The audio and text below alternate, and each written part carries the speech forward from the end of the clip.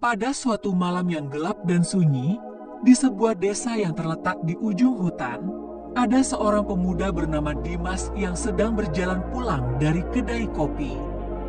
Waktu sudah larut, dan jalan setapak yang dilalui Dimas tampak sepi, hanya disinari cahaya rembulan yang temaram.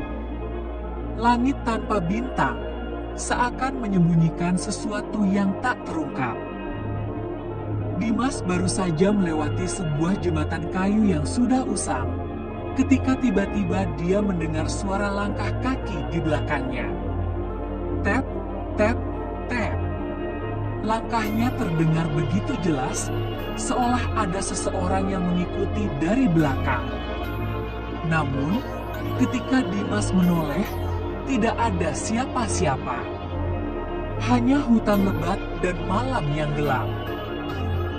Dimas berusaha untuk mengabaikan suara itu dan mempercepat langkahnya. Tapi suara itu semakin jelas, semakin dekat. Tap, tap, tap, langkah kaki itu semakin terdengar keras, seperti ada yang mengejarnya. Dimas pun mulai merasa cemas. Tanpa berani menoleh lagi, ia terus berjalan cepat.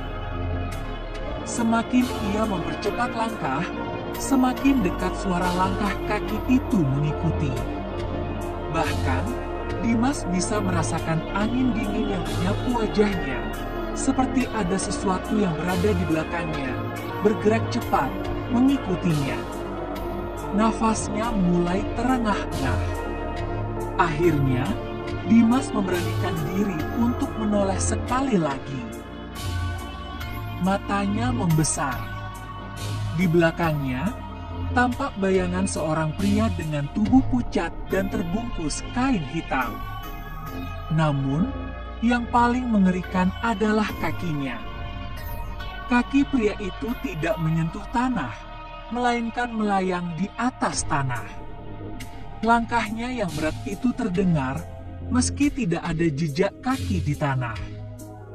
Pria itu hanya melayang, mengikuti Dimas tanpa henti. Jantung Dimas berdegup kencang. Tanpa pikir panjang, ia lari secepat mungkin, melompati batu dan ranting yang menghalangi. Namun, setiap kali ia menoleh, bayangan itu tetap ada di belakangnya, tak peduli seberapa cepat ia berlari. Tiba-tiba, Dimas melihat cahaya di kejauhan. Itu adalah rumah kosong yang sudah lama ditinggalkan. Tapi saat itu, entah mengapa, seolah ada cahaya dari dalam yang menuntunnya untuk masuk. Dengan sisa tenaga, Dimas berlari menuju rumah itu dan langsung masuk ke dalam. Begitu ia menutup pintu dengan rapat, suara langkah kaki yang menuntunnya hilang seketika. Namun, yang paling mengerikan adalah suara langkah kaki yang mulai terdengar tap, tap, tap di dalam rumah itu. Bukan dari luar. Dimas mematung, sadar bahwa ia tidak akan pernah lepas dari langkah kaki tanpa pemilik itu.